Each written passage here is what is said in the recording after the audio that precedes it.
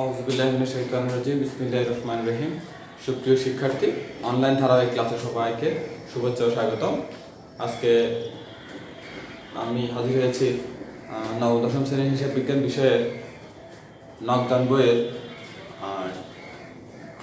চতুর্থ পর্বের ক্লাসের জন্য। ঠিক আছে, আমরা গত ক্লাসে দেখেছিলাম দুঘরা নকদান বই কীভাবে লিপিবদ্ধ করতে হয়।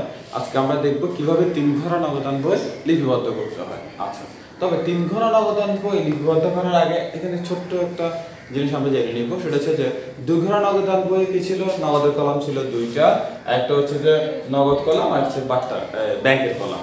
কিন্তু তিন ঘরা নগদান বইতে আরেকটা কলাম যুক্ত হয়েছে, সেটা হচ্ছে যে বাট্টার কলাম। তোমরা ঘরটা একটু দেখলে বুঝতে পারবে। তিন ঘরা আমি একটা ঘর এঁকেছি, দেখো বাকি সব আগের মতো তারিখ, প্রাপ্তিসমূহ, রসিদ নং, খতিয়ান, পৃষ্ঠা, শুধু নতুন একটা কলাম বৃদ্ধি পেয়েছে, সেটা হচ্ছে কি বাট্টা। ডেবিট দিয়ে একটা বাট্টার ঘর এবং ক্রেডিট দিয়ে একটা বাট্টার ঘর। এই বাট্টা ছাড়া আর কোনো কি হয়, নতুন কোনো কলাম বৃদ্ধি পায়নি। ঠিক আছে, আচ্ছা তাহলে আমরা একটু বাট্টা সম্পর্কে জানবো। বাট্টা বলতে আমরা কি বুঝি? বাট্টার অর্থ হচ্ছে ডিসকাউন্ট, যেটা ইংলিশে বলা হয় ডিসকাউন্ট, বাংলায় বলা হয় ছাড়। আচ্ছা, একটা নির্দিষ্ট প্রতিষ্ঠান দুই ধরনের ছাড় দিয়ে থাকে। কোনো একটা ব্যবসা প্রতিষ্ঠান দুই ধরনের ছাড় দেয়, একটা হচ্ছে কারবারি বাট্টা আর একটা হচ্ছে নগদ বাট্টা। ঠিক আছে, কারবারি বাট্টা আমরা কাকে বলি? ইনস্ট্যান্ট পণ্য ক্রয় বিক্রয় করার জন্য যে ছাড় দেওয়া হয়। আমি এখন পণ্য ক্রয় বিক্রয় করবো, এখনই ছাড় দিলাম, অর্থাৎ আমি 10 টাকার পণ্যটা 9 টাকায় কিনলাম, 1 টাকায় কি করলাম, দিলাম না, ওইটাকে বলা হয় ছাড়। একটা নির্দিষ্ট প্রতিষ্ঠান মনে করো 12টা কলম বিক্রি করছে 10 টাকা করে, 120 টাকা বলছে। 12টা যদি একটা কলম দাম 10 টাকা, 12টা 120 টাকা বলতে, যদি আপনি 5 ডজন কলম নেন তাহলে আপনার জন্য 120 টাকা না 110 টাকা করে দেওয়া হবে। তাহলে আমি প্রতি ডজনে 10 টাকা করে ছাড় পাচ্ছি। এটা হচ্ছে যে ডিসকাউন্ট। আচ্ছা, তাহলে এটা পণ্য ক্রয়ের ক্ষেত্রে এবং বিক্রয়ের ক্ষেত্রে ইনস্ট্যান্ট যে ছাড়টা, সেটাকে আমরা কারবারি বাট্টা বলি। আর এটা হচ্ছে যে নগদ বাট্টা। নগদ বাট্টা হচ্ছে যে দেনাদার এবং পাওনাদার থেকে টাকা আদায় করার জন্য যে ছাড়, তাকে বলা হয় নগদ বাট্টা। অর্থাৎ আমি কারো কাছে টাকা পেতাম 10,000 টাকা, তাকে বললাম যে তোমার কাছে আমি 10,000 টাকা পাই, তুমি যদি এখন আমাকে টাকাটা দাও, তো 10,000 টাকা দিতে হবে না, 9,000 টাকা দিলে চলবে। অর্থাৎ দেনাদার বা পাওনাদার থেকে টাকা আদায় করার জন্য যে ছাড় দেওয়া হয়, তাকে বলা হয় নগদ বাট্টা। আমরা আজকে সেটাই করব। দেনাদার এবং পাওনাদারের কাছ থেকে যে ছাড় দিয়ে তার থেকে যে টাকাটা গ্রহণ করা হয়, ওই ছাড়গুলোই আমরা এখানে কি করব, এখানে লিখবো। ঠিক আছে, আচ্ছা আরেকটা জিনিস মনে রাখবো, ডেবিট দিকে বলবো, ডেবিট কি হয়, প্রদত্ত বাট্টা, এবং ক্রেডিট দিকে হয় প্রাপ্ত বাট্টা। অর্থাৎ দেনাদার কাছ থেকে যে টাকা আদায় করার জন্য যে বাট্টা দেওয়া হয়, তাকে বলা হয় প্রদত্ত বাট্টা।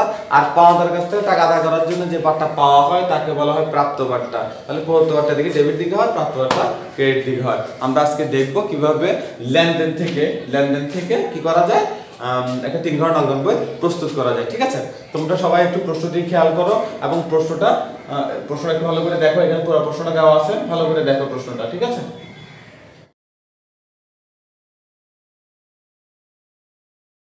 আচ্ছা এখন আমরা প্রশ্ন থেকে অঙ্কগুলো করার চেষ্টা করব। দেখো প্রথম লাইন কি লিখছে, দেখো 2016 সালের মে মাসে জনাব সাকিবের ব্যবসা সংগঠিত লেনদেনগুলো নির্মাণ। তাহলে 2016 সালে সাকিবের ব্যবসা স্টার্ট হয় কখন? মে মাসে। ঠিক আছে, আচ্ছা তাহলে মে মাসে কত সাল? 2016। আমরা লিখি, সামনে লিখি 2016, এখানে লিখবো 2016 মে মাস, না মে। আচ্ছা 1 তারিখ কি বলছে দেখো তো, মে 1 তারিখ বলছে তিনি নগদ 50,000 টাকা ও 80,000 টাকার ব্যাংক জমা নিয়ে ব্যবসা শুরু করেন। আমরা নগদ হিসাবে কি জানি, শুরুতে যে টাকাটা বসবে সেটা ব্যালেন্স বিজি দিয়ে বসবে। ঠিক আছে, তাহলে নগদ টাকা এবং 80,000 টাকা ব্যাংক, দুইটা আমাদের হাতে বিদ্যমান, তো এই জন্য এটা প্রাপ্তি করে বসবে। ঠিক আছে, তাহলে মে 1 ব্যালেন্স বি 50, 80, 50 এবং 80। ঠিক আছে, আসি আবার মে 3 কি বলছে দেখো, 2% বাট্টায় নগদের পণ্য বিক্রয়। কয় পার্সেন্ট বাট্টায়? 2% বাট্টায়। দেখো এটা পণ্য ক্রয় বিক্রয়ের ক্ষেত্রে বাট্টা দেওয়া হয়েছে, তাই না? তাহলে পণ্য ক্রয় বিক্রয়ের ক্ষেত্রে যে বাট্টা দেওয়া হয়, তাকে বলি আমরা কারবারি বাট্টা। মনে রাখতে হবে, কারবারি বাট্টা কোনো হিসাবে আসে না। কারবারি বাট্টা হিসাব বিজ্ঞানের জগতের কোনো হিসাবে আসে না। ঠিক আছে, তাহলে 2% বাট্টা নগদে বিক্রয় কত টাকা? 25,000 টাকা। তাহলে 25,000 টাকা 2% কত আসবে, আমরা একটু বের করে নিই।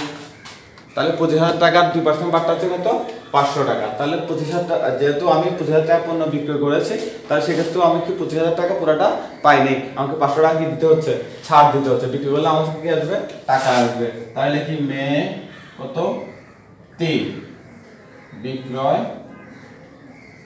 বিক্রয় হিসাব। তাহলে আমাকে বাট্টাটা বাদ দিয়ে লিখতে হবে 25,000 টাকা, তার বাদ দিলে কত 24,000 টাকা না, 24,500। ঠিক আছে। আর ওই 500 টাকা যে বাট্টাটা, সেই বাট্টাটা তো এখানে লিখতে পারি, কিন্তু লিখবো না, কারণ কি হচ্ছে কারবারি বাট্টা, কারবারি বাট্টা হিসাবে কোথাও আসে না। ঠিক আছে, নগদ বাট্টা হলে আসবে। তাহলে কোনটা আসবে, এর পরটা তোমাকে দেখলে বুঝতে পারবো। মে 5 আশরাফুলের নিকট পাওনা 40,000 টাকা পূর্ণ নিষ্পত্তিতে 29,200 টাকা পাওয়া গেল, পাইলাম না? তাহলে ডেবিট দিকে তো মে 5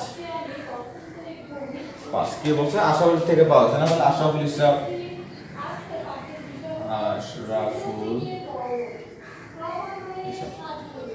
কত টাকা পেয়েছি আশরাফুল থেকে 39,200।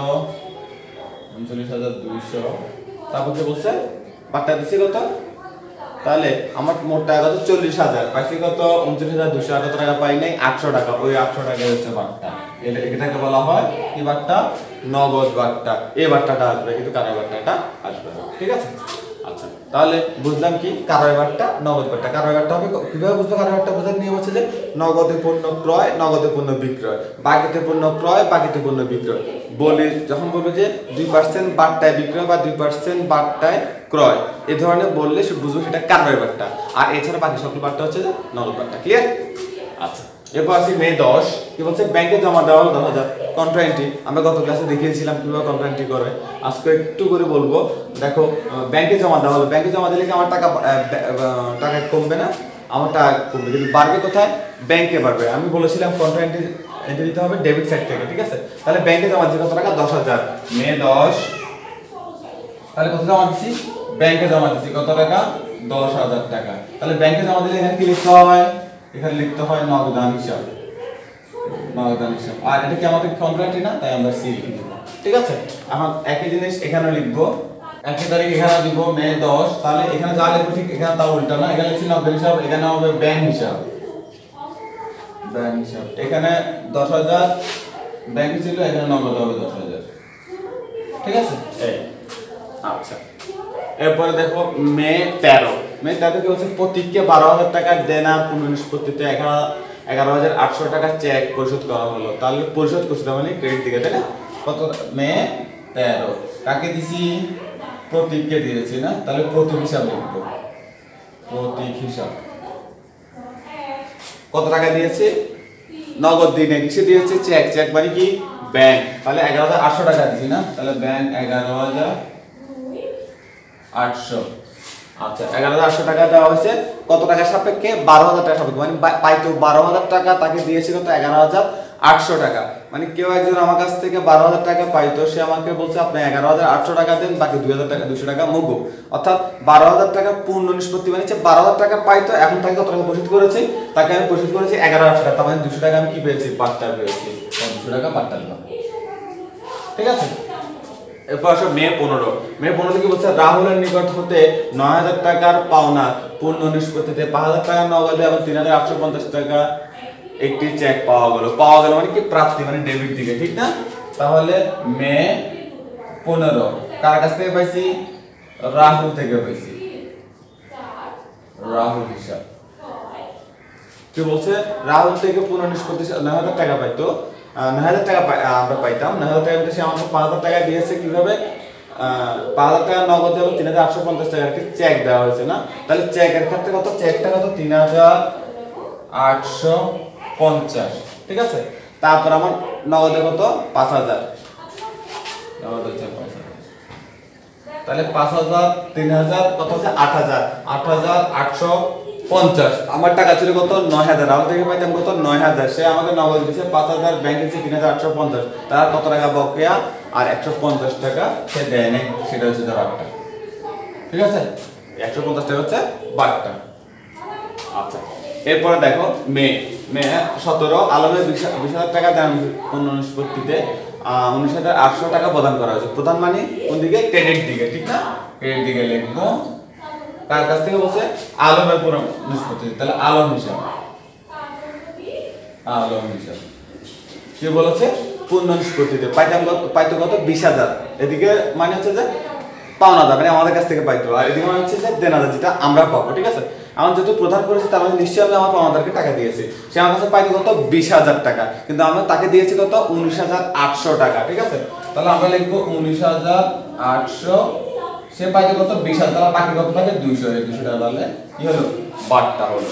আচ্ছা, এরপর দেখো মে 20, 15 তারিখে চেকটি ব্যাংকে জমা দেওয়া হলো। তো দেখো 15 তারিখে আমাদের একটা চেক আছে, সেটা 15 তারিখে সেটা কি ছিল? এই দেখো রাহুলের কাছ থেকে আমরা একটা চেক পেয়েছিলাম 3,850 টাকা। দেখছো, এই রাহুলের কাছ থেকে আমরা কি পেয়েছিলাম? চেক পেয়েছিলাম 15 তারিখে, সেটা এখন ব্যাংকে জমা দিছে। আমরা জানি কি ব্যাংকে জমা দিলে কি হয়? কন্ট্রা এন্ট্রি হয়। সেটা মনে রাখতে হবে। আরেকটা জিনিস মাথায় রাখতে হবে, সেটা হচ্ছে যে যেদিন চেক পাবো সেদিন যদি ব্যাংকে জমা করি তাহলে কন্ট্রা এন্ট্রি হবে না। মনে করো আমি কোন একটা ব্যক্তির কাছ থেকে 50,000 টাকা চেক পাইলাম, বা রহিমের কাছ থেকে 50,000 টাকা চেক পাওয়া গেল, তাহলে চেক পাইলে কি হয়? চেক পাইলে প্রাপ্তির দিকে বসবে, সেটা কন্ট্রা এন্ট্রি হবে না। আবার রহিমের কাছ থেকে 50,000 টাকা চেক পাইলাম, চেক পেয়ে ব্যাংকে জমা করলাম, তাহলে কি হবে না? কন্ট্রা এন্ট্রি হবে না। মাথায় রাখতে হবে, যেদিন চেক পাবো সেদিন যদি ব্যাংকে জমা করি তাহলে কন্ট্রা এন্ট্রি হবে না। যদি যেদিন চেক পাইছি ঠিক তার পরের দিন যদি ব্যাংকে জমা করি তাহলে সেক্ষেত্রে কন্ট্রা এন্ট্রি হবে। কিন্তু কেন? কারণ হচ্ছে যেদিন চেক পেয়েছি সেদিন যদি আমি এটা ব্যাংকে জমা দিই তাহলে আমার নগদ লেনদেনের কোনো পরিবর্তন হয় না, অর্থাৎ আমার ক্যাশের কোনো পরিবর্তন হয়নি। যেহেতু আমার ক্যাশের টাকা বৃদ্ধিও পায়নি, ক্যাশের টাকা কি করেনি? হ্রাসও করেনি। কিন্তু একদিন রেখে পরের দিন যখন দিব তখন সেক্ষেত্রে কি হয়? আমার লেনদেনের হ্রাস বৃদ্ধি ঘটে। এই জন্য আমরা কি করি? পরের দিন জমা দিলে সেটাকে কন্ট্রা এন্ট্রি বলি। তাহলে 15 তারিখে আমি একটা চেক পেয়েছি, সেটা আমি কয় তারিখে জমা দিচ্ছি?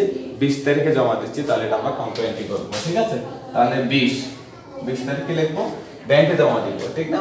তাহলে ব্যাংকে জমা দিলে কি হবে? ব্যাংকে করে টাকা 3,850।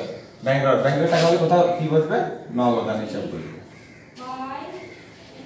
নগদান হিসাব কি হবে? কন্ট্রা। এখানে যা হবে ঠিক তার উল্টাটা দিকে হবে, তাই না? তাহলে 20 কি হবে? ব্যাংক হিসাব। ব্যাংক হিসাব 15 টাকা, নগদ টাকা 3,850। দেখুন কন্ট্রা। ঠিক আছে, তাহলে আমরা কি করলাম? 15 তারিখে একটা চেক পাইছিলাম, সেই চেকটা কত তারিখে জমা দিচ্ছি? ব্যাংকে জমা 20 তারিখে ব্যাংকে জমা দিচ্ছি, তাহলে ব্যাংকে ঘরে বৃদ্ধি পেয়েছে আর নগদের ঘরে কমেছে। ঠিক আছে, আচ্ছা এরপরে দেখো মে 23 কি বলছে? দেনাদারের নিকট হতে 8,000 টাকা পূর্ণ নিষ্পত্তি সাপেক্ষে 7,800 টাকা পেলেন। ঠিক আছে, তাহলে এটাও পাওয়া গেল। তাহলে 23 দেনাদার থেকে যেহেতু কোনো ব্যক্তির নাম দেওয়া না থাকলে আমরা দেনাদার লিখবো। এ সাইডে যখন পূর্ণ নিষ্পত্তি হবে তখন যদি কোনো ব্যক্তির নাম দেওয়া না থাকে, কোনো প্রতিষ্ঠান নাম দেওয়া না থাকে, তাহলে সেক্ষেত্রে আমরা দেনাদার ব্যবহার করব। আর যদি কোনো ব্যক্তি বা প্রতিষ্ঠানের নাম দেওয়া থাকে তাহলে সেটা ব্যবহার করবো। এখানে দেনাদার বলা হয়েছে, কোনো ব্যক্তির নাম দেওয়া হয়নি, তাহলে লিখবো দেনাদার হিসাব।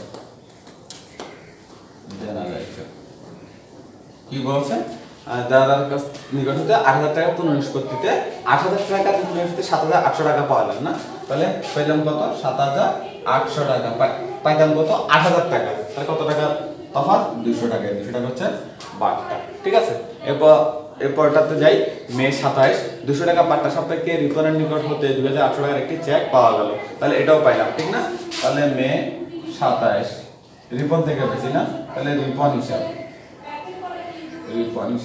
রিপন থেকে পাইতাম কত? এখানে পূর্ণ নিষ্পত্তিতে বলা না, এখানে ভেঙে ভেঙে বলে দেওয়া হয়েছে যে বাট্টা বাবদ কত? 200 টাকা, বাট্টা বাবদ 200 টাকা। এবার বলেছে রিপনের নিকট থেকে 2,800 টাকা চেক পেয়েছি, 2,800 টাকা।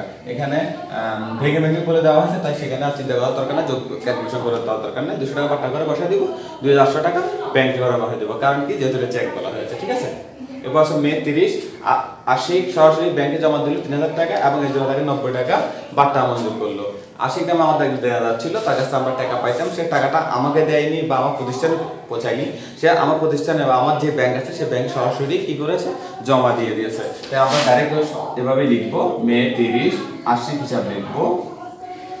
আশিক হিসাব সে কোথায় জমা দিয়েছে? আমার ব্যাংকে জমা দিয়েছে। তাহলে কত টাকা হবে? 3,000 টাকা।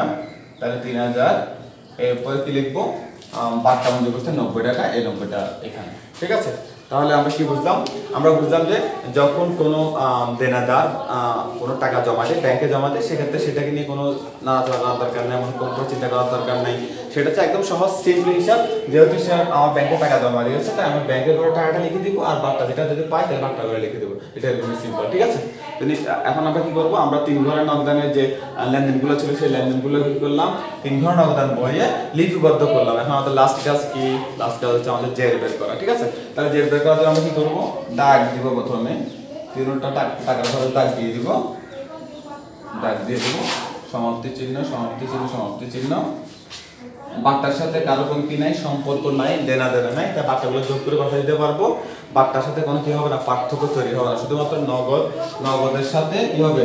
নগদের সাথে নগদের পার্থক্য হবে, ব্যাংকের সাথে ব্যাংকের পার্থক্য হবে, এছাড়া আর কোনো পার্থক্য হবে না, ঠিক আছে?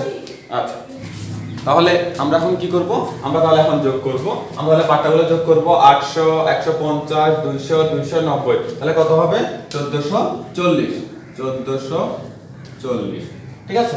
তাহলে এই বার্তার কাজ শেষ। এখন এই বার্তা করব 200 আর 200 কত হবে?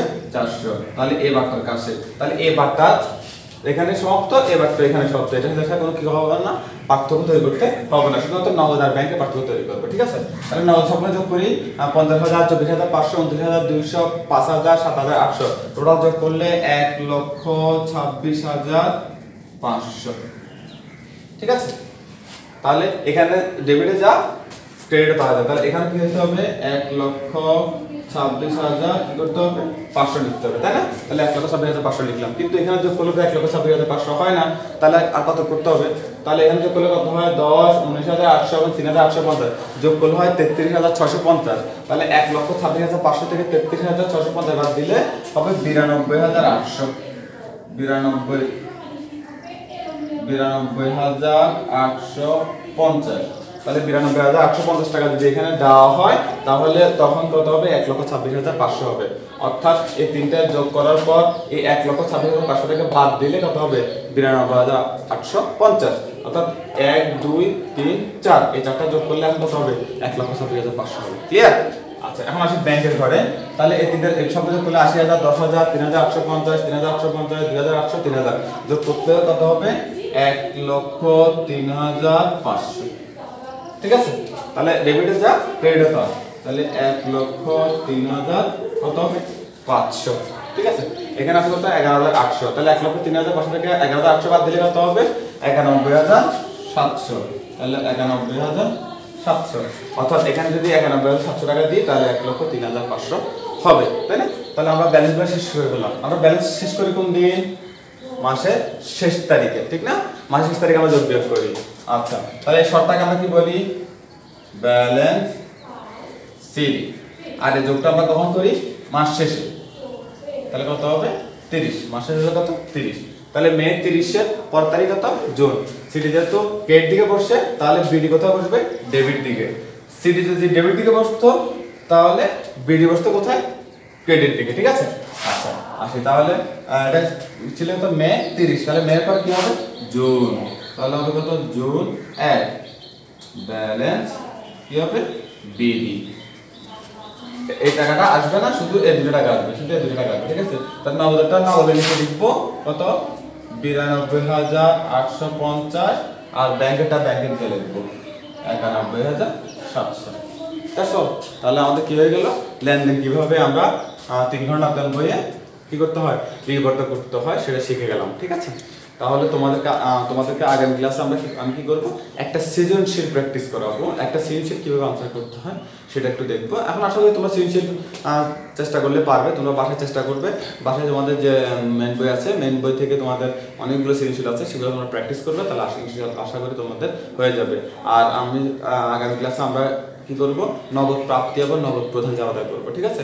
তো সবাই বাসায় একটু নগদ প্রাপ্তি এবং প্রদান সম্পর্কে একটু ধারণা নিবে। আগামী ক্লাসে এটা বেসিক সহ আমি একটা ক্লাস করে দেখিয়ে দেবো, ঠিক আছে?